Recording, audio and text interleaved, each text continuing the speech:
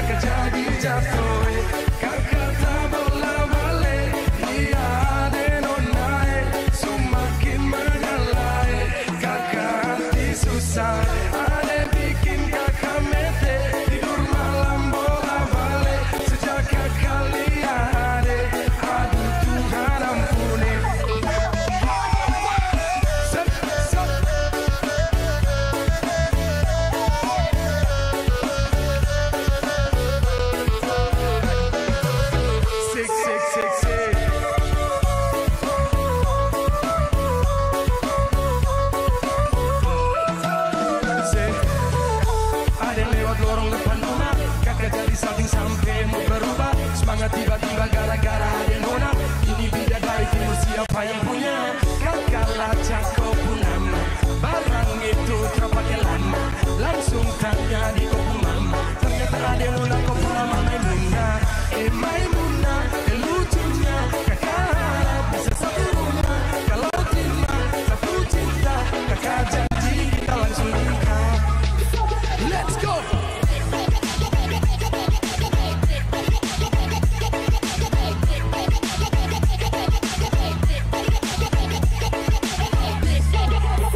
That's right.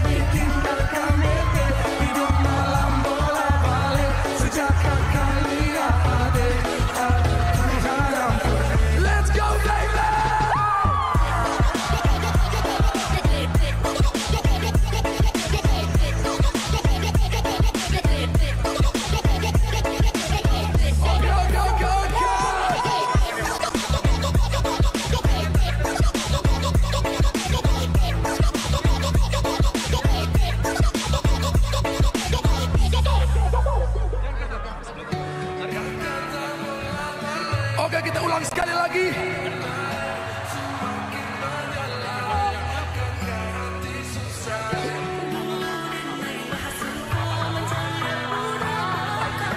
Siap, terima kasih Bapak.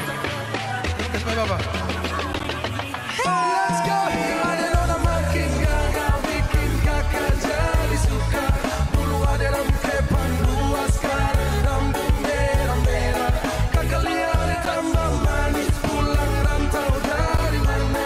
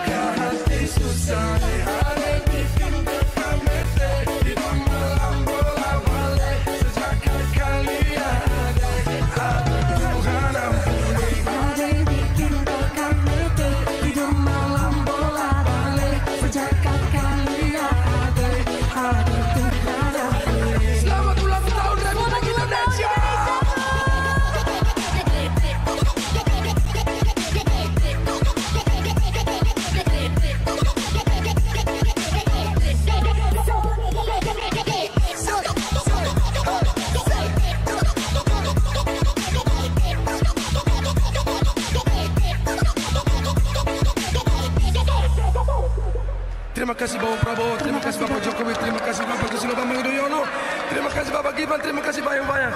Selamat ulang tahun Republik Indonesia.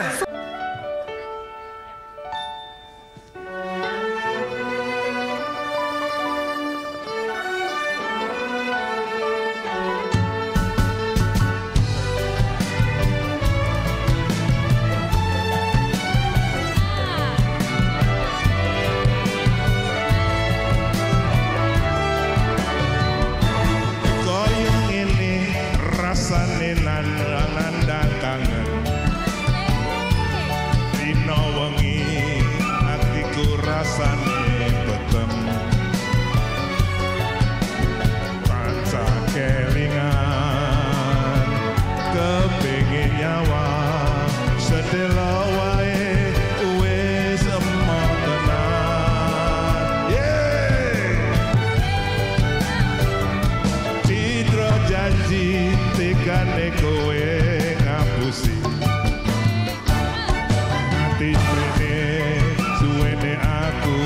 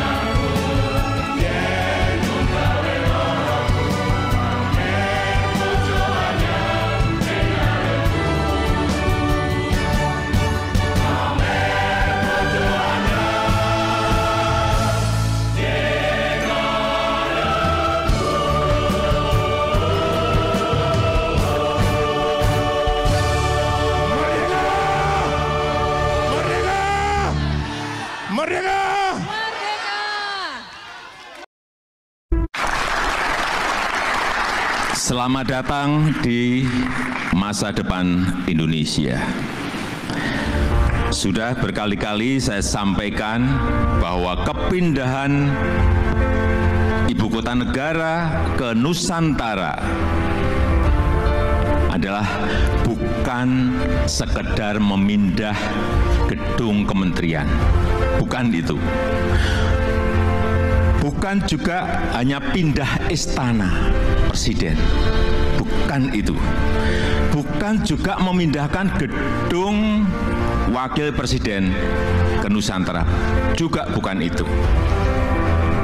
Bukan itu, bukan fisiknya yang ingin kita pindahkan, tetapi yang ingin kita bangun adalah budaya kerja baru, mindset baru, dan IKN sebagai basis ekonomi baru.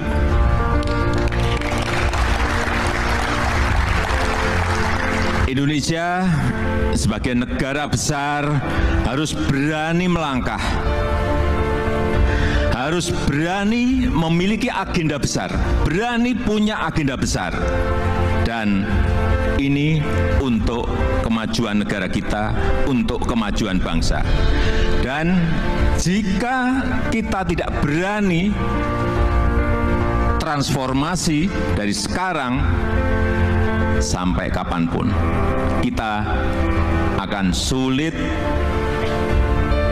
jadi negara maju.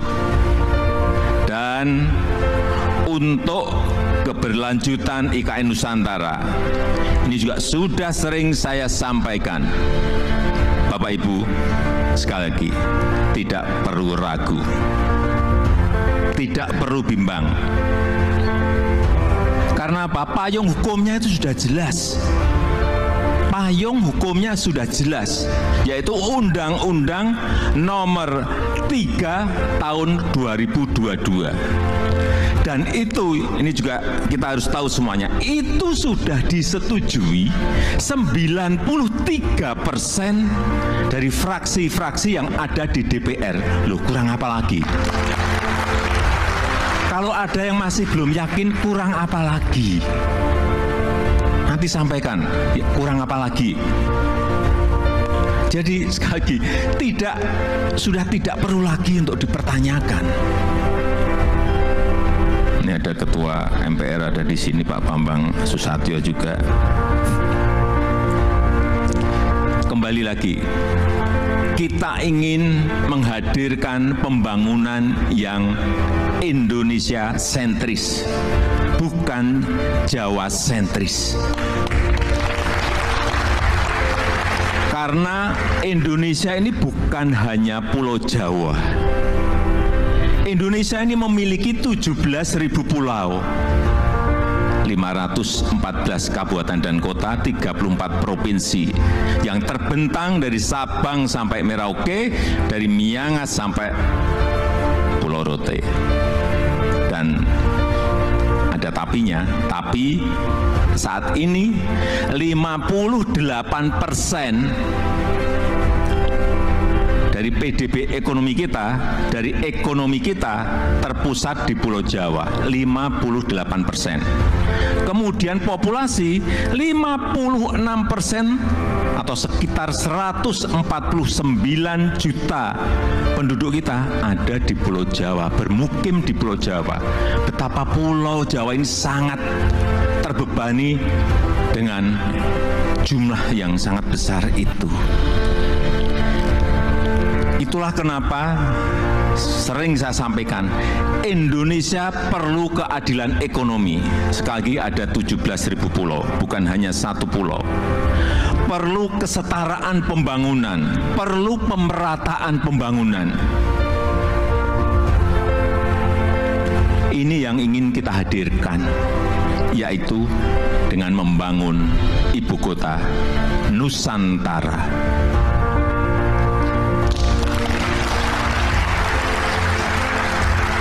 Nusantara adalah kota pintar masa depan yang berbasis hutan dan alam. Belum ada di dunia, belum ada. Tolong dicarikan, belum ada. Ini yang membedakan, ini yang nanti menjadi diferensiasi ibu kota kita dengan ibu kota negara-negara lain. 70% areanya nanti adalah area hijau. Lahan yang digunakan untuk membangun IKN ini awalnya adalah hutan produksi. Jangan ada yang keliru bahwa ini hutan alam, bukan. Hutan produksi. Monokultur, artinya di situ hanya ada satu jenis pohon. Dan saya tahu betul pohonnya itu apa. Pohon eukaliptus yang dipakai untuk pulp. Dan ditebang setiap 6-7 tahun. Jangan ada nanti isu merusak hutan. Itu hutan produksi yang setiap 6 tahun, 7 tahun ya ditebang. Ini yang kita ingin kembalikan, justru nantinya ingin kembali jadi hutan heterogen dengan pohon asli dan endemik dari Kalimantan, sehingga kita harapkan nanti menjadi hutan hujan tropis lagi, tropical rainforest lagi di Kalimantan. Untuk itu, yang kita siapkan pertama kali di sana adalah pusat persemaian yang sudah mulai kita bangun di bulan Juni 2022. Luas lahan persemaian ada kurang lebih 16 hektar dengan embung 7 hektar. Kita harapkan selesai nanti di awal tahun 2022. Yang kapasitas bibitnya setiap tahun bisa menghasilkan kira-kira 15 juta bibit per tahun. Ini yang akan kita pakai untuk menghijaukan Kalimantan. Supaya Bapak Ibu ingat saya dari kehutanan.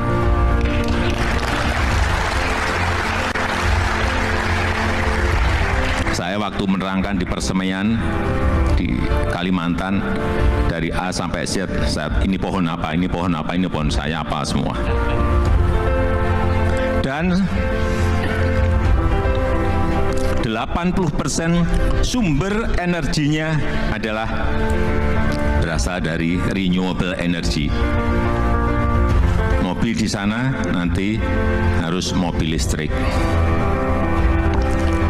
Kemudian 80% transportasinya adalah transportasi umum, autonomous vehicle, tanpa awak dan tanpa sopir.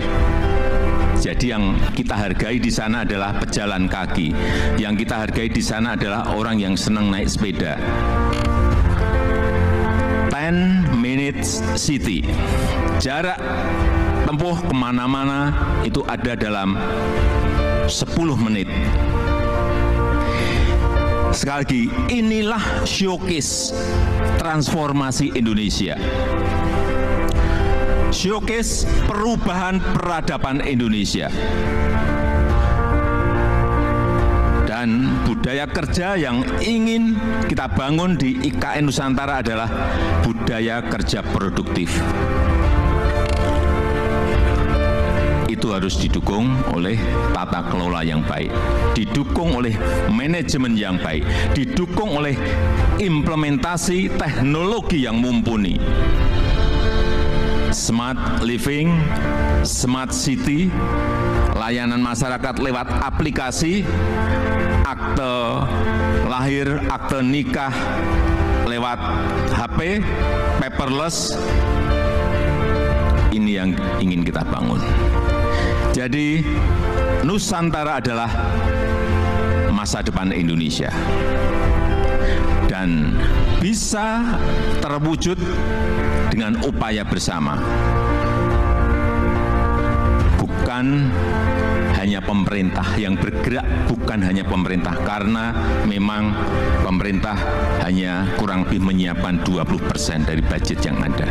80% kita berikan kesempatan kepada investor, kepada investasi. Termasuk Bapak Ibu yang kami hadirkan pertama kali pada malam hari ini. Investasi terbuka lebar. Bapak Ibu bisa pilih mau di mana, mau investasi di sebelah mana, mau di kawasan inti, ya harganya beda. Di financial center, di kawasan healthcare center, di kawasan education center, di housing area, di tourism area, silahkan. Saya sampaikan ini adalah kesempatan pertama dan kesempatan emas yang tidak akan terulang lagi. Inilah saatnya mencatat sejarah Indonesia dan inilah saatnya melakukan lompatan, inilah saatnya kita semua menjadi pelaku sejarah Indonesia masa depan. Dan dengan upaya kita bersama, dengan semangat gotong royong kita bersama, saya yakin 17 Agustus 2024 kita bisa merayakan bersama-sama di Nusantara.